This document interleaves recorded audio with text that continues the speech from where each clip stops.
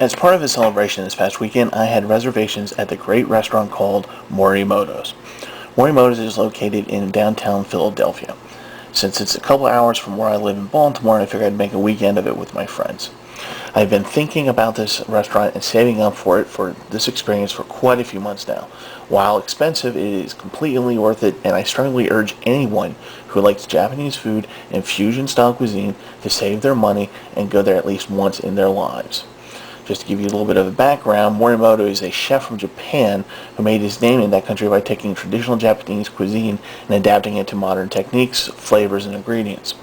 Morimoto is also the same Iron Chef of both the Japanese show and the American show. He actually has 4 restaurants open in America right now. The last one he opened a couple of years ago in Boca Raton. So I went to the one that he opened up first, and that was the one in Philadelphia.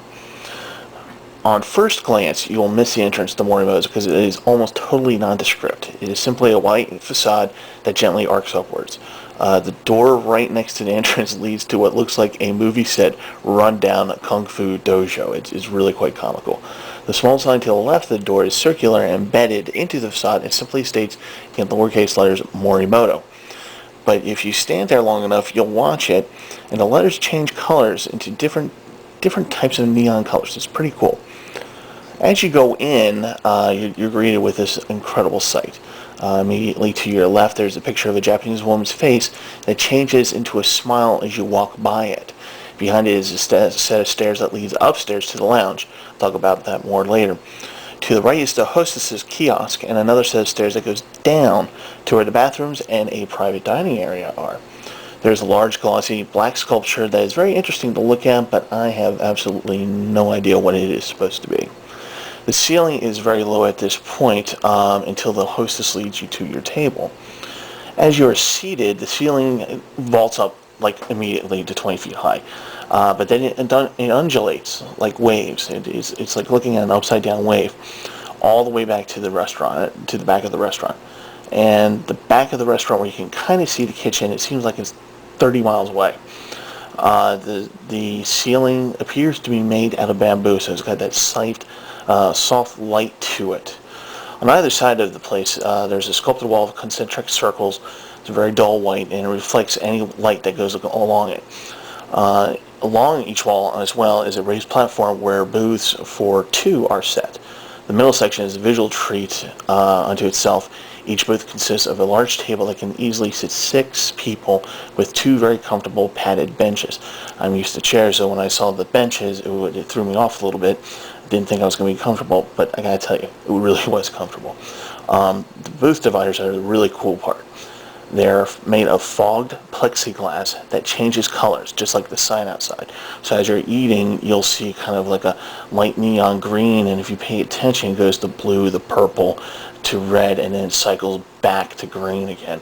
It's just a really neat thing to sit next to. My friends and I decided to do something different. We decided to be adventurous, and we ordered the Omakase. Omakase is quite simply a chef's choice of items. Here in America, it's a way of saying a tasting menu for a Japanese restaurant.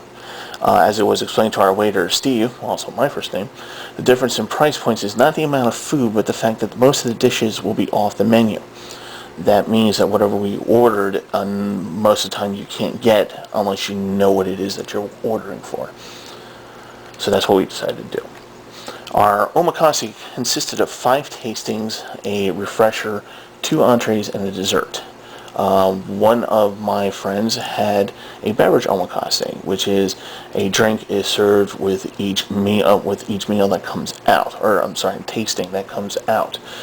And this is interesting because even though it's not like a full glass of wine or a full shot glass or anything like that, they keep it to a minimum, but it's really kind of interesting because they tell you a story of what it is that you're drinking, where it comes from, and why it's special.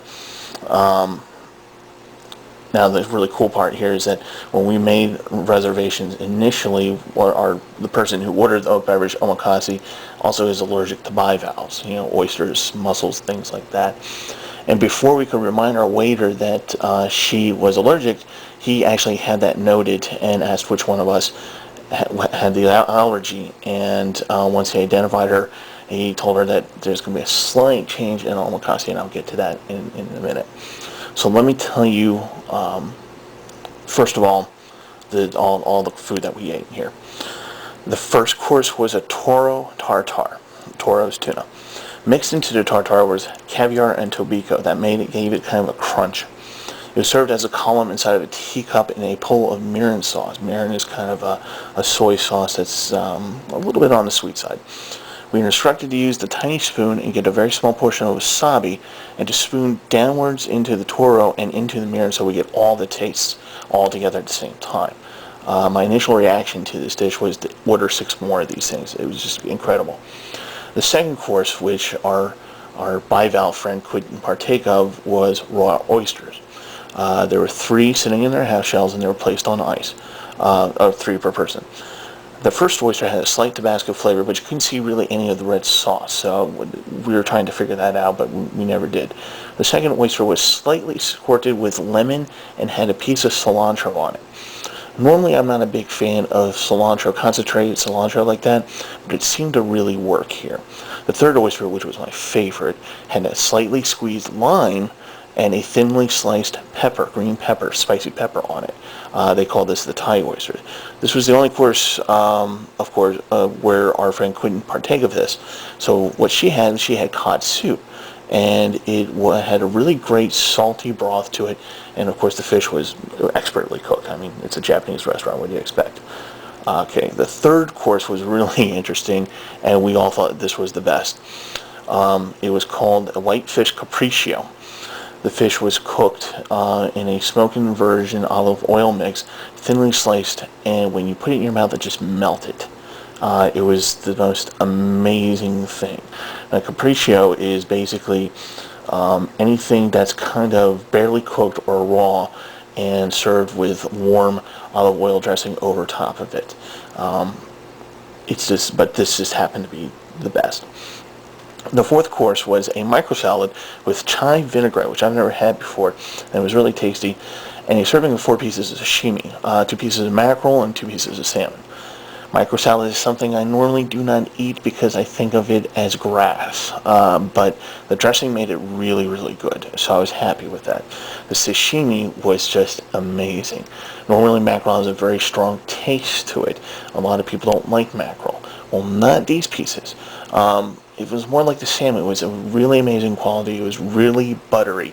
I don't know where they got it. I don't know how they made it taste buttery, but I've never tasted mackerel like that before. And like I said, it's just delicious. The fifth course was Nigiri Sushi, which is basically, a little piece of some of the sushi quality rice and the raw fish on top of it.